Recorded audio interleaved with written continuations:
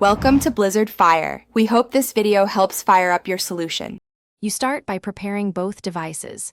Make sure both phones are unlocked, on Wi-Fi, and have sufficient battery. Open Google Authenticator on the old phone and tap the three dots to select Export Accounts. This lets you bundle codes quickly. Choose each account you want to move, then generate the QR code. You're doing this now because it creates a secure, one-time transfer token. And once done, you'll scan that token with your new phone to import all entries at once. Once the QR code is visible on your old phone, open Google Authenticator on the new device and tap Get Started.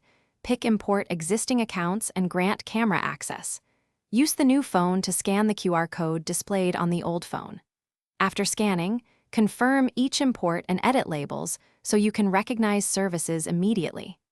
This step is crucial because it transfers the secret keys. Make sure each account appears and generates rotating codes before removing anything from the old phone.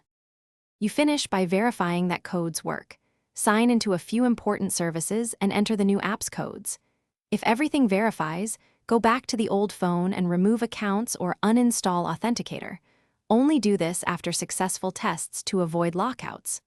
Finally, store recovery codes or add a backup authenticator to prevent future issues.